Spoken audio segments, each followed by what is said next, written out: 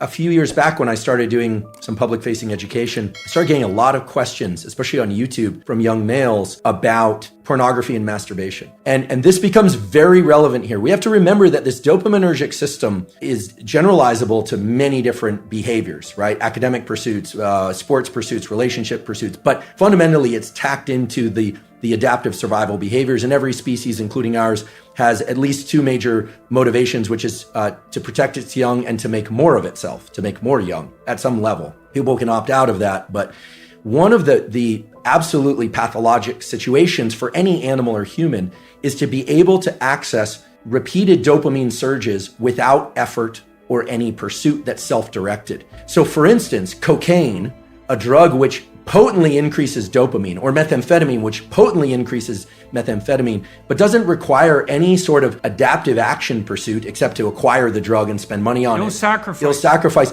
So what ends up happening is the circuit that gets rewarded is only the drug-seeking behavior, and no other behavior will give the kind of potent dopamine release that cocaine or methamphetamine will, which is why they are so pernicious. So I was starting to get a lot of questions. I was kind of surprised. I thought, well, I'm male and, maybe that's why they feel comfortable asking. But people were saying, were asking about pornography, and they were asking, I'll just be direct about it. They were asking whether or not masturbation was bad. They were asking whether or not masturbation with ejaculation was particularly bad. And here's my stance on this. I'm a biologist and a neuroscientist, not a psychologist. But what we know for sure is that if an individual repeatedly engages in this circuitry, let's say masturbation and pornography with increasingly potent forms of stimulation that are on a screen, a couple of things happen. First of all, what's being reinforced? What's being reinforced is a high dopaminergic response to watching other people engage in sexual behavior, which is very different than being in a first-person sexual experience, okay?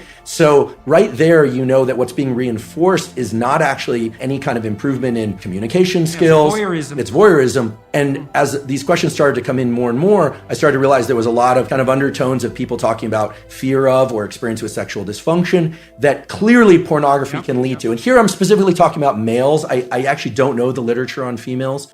Females don't use visual pornography to the same degree. I see. They use literary pornography. I see. Yeah. So, and then you start to think about, okay, what happens in the cascade or the arc of sexual arousal and orgasm? What happens is that initially it's parasympathetically dominant, meaning if somebody is too stressed, they actually can't engage in sexual behavior. The arousal response doesn't occur. Erection is blunted, but the actual orgasm response and ejaculation is strongly associated with the so-called sympathetic nervous system, which has nothing to do with sympathy. It has everything to do with, it's a kind of a stress response. And then it reverses to a parasympathetic response. And a hormone called prolactin increases dramatically after ejaculation in males. What does that do? That blunts dopamine release and testosterone for a very long period of time, which makes sense if pair bonding and sort of, in our species anywhere, there's this idea that then other molecules would be exchanged with partners, pair bonding, potential for raising mates, etc. Without getting into a huge discussion about that, the point is this: masturbation and pornography are potently tapping into the dopamine system and can undermine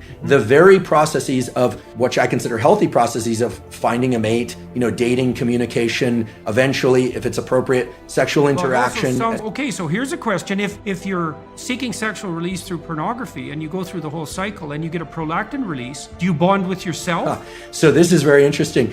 The biology explains it as what's left there is a kind of an open loop, a kind of an emptiness, because bonding with the self is a complicated notion. I mean, there's a healthy version of that, of course, loving oneself and self-referencing. And again, this is more far more your domain than mine in terms of what a healthy self-relation is. But in the absence of a real partner absence of real sexual partner, there's an open loop of neurochemicals, including oxytocin and prolactin. The dopamine, remember, dopamine goes up during pursuit, anticipation, then peaks and then crashes below baseline after orgasm and ejaculation. So this kind of low that people fear is putting them into an amotivated state. We can think of this, if I were to kind of expand on it, would be it's this kind of neurochemical, psychological equivalent of making your home environment filthy for a while, not actually putting you into this positive amplification of dopamine. So it depletes the dopamine system. And it's likewise in drugs of abuse and addiction, it eventually depletes the dopamine system. Initially, there's a huge dopamine surge with drugs of abuse like methamphetamine and cocaine.